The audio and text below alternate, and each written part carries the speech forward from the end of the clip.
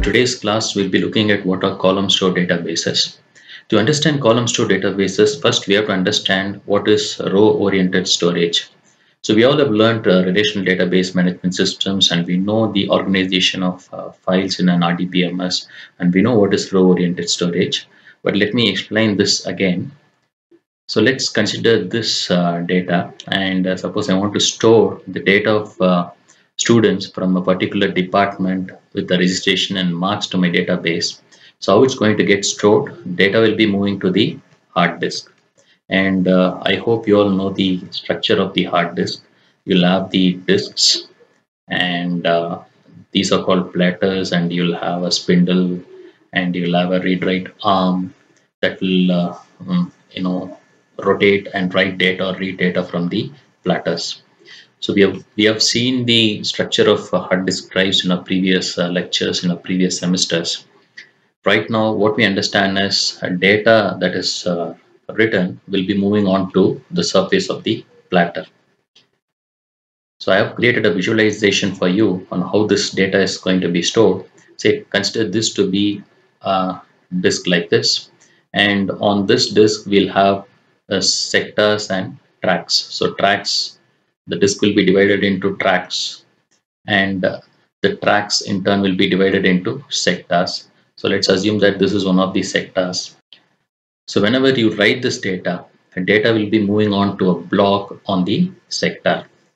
So if you consider this to be the sector, and all the entire data will be pushed to a block, provided that the data fits into a block. So you can see here, data is written to a block on the disk. So how this data is getting stored? You see here, every row is stored row wise. So all the data pertaining to a single row is put together inside a file. So this is one row, this is the next row, and this is the next row. So we get packing data into blocks as rows. So this kind of a storage is called row-oriented storage. And when these blocks get full, the next block, we're going to take the next block, and we're going to start writing data as rows in this block. Is that clear? So this is row-oriented storage, and we have learned this a lot. We are very familiar with this based on our discussions in the previous semester. For this kind of a storage, let's take up this problem. Find the sum of the marks for students. So we go back here. I have marks column. I want to find the sum of marks for all the students in my university or in my table. So if I take up this particular problem, how will I access the records? So let's go back again. So I need the marks data for all my students. So how the data access happens is, I'll be going and reading it row wise. I'll go and read this record, read the entire record, go to the marks, and then go to the next record, read the entire data, go to the marks, go to the next row, read the entire data, go to the marks, and so on. So you see here, I'm scanning the entire row for getting the marks column. So let's assume certain bytes of information here. Say that each column is of 10 bytes in length. Let's assume that. So we have to scan 30 bytes in each row. So we have 1, 2, 3, and 4 rows. So we have to get 120 bytes. We have to scan 120 bytes of data to actually perform the aggregation. So how is this access being done? It's being done row wise. And let's take a look at this big question that comes up. What is the data we actually need? We actually need the summation of the marks column. We are only focused on this particular column, but what we are doing by row-wise storage is we are scanning these two columns. For every row, we are scanning these two unwanted columns, I would say, for this particular query. So instead of just focusing on what we need, we are also scanning. So this increases the time for aggregation. Say here we have only 1, 2, 3, 4 records, so it doesn't matter. When you think about a data warehouse, I hope you all know what a data warehouse is. If you think about running analytical queries on a data warehouse and you have millions of records and you want to find the aggregation of a column and you're going to scan the entire data in your table for performing this, then it's going to be a real big trouble. So to solve this, so there are two important questions that comes to our mind. That is, how can we avoid accessing unwanted columns? We don't need these two columns for performing this kind of an aggregation. So scanning them is just a waste of time. And how can we speed up our aggregation process in large database systems like a data warehouse wherein you're going to run analytical queries on historical data?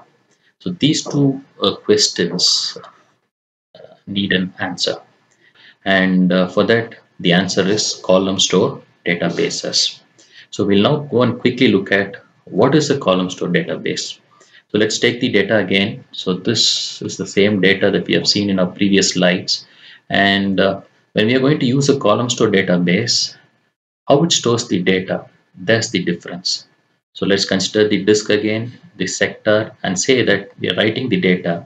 So while we are writing the data, we are going to write it as columns. So all the data pertaining to a column will be stored together. Again, all this data pertaining to this column is pushed and stored together. So we are storing data as columns and not as individual records.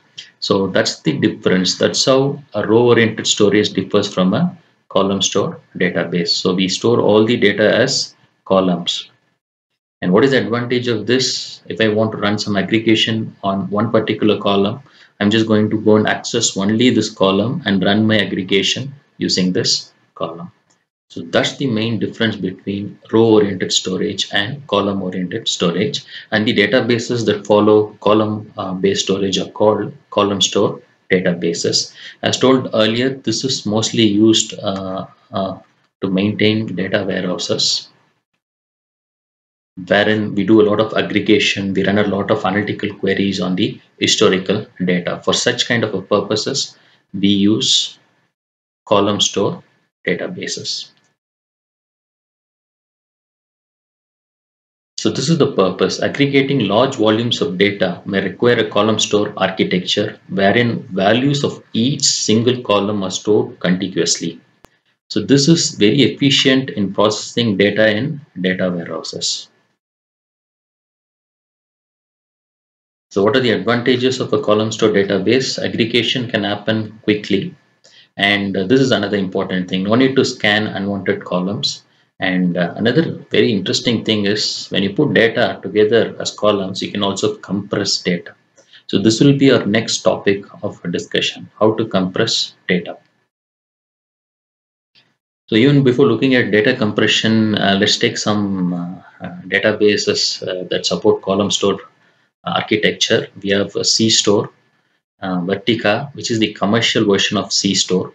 MongoDB is another popular DB which follows the column store architecture.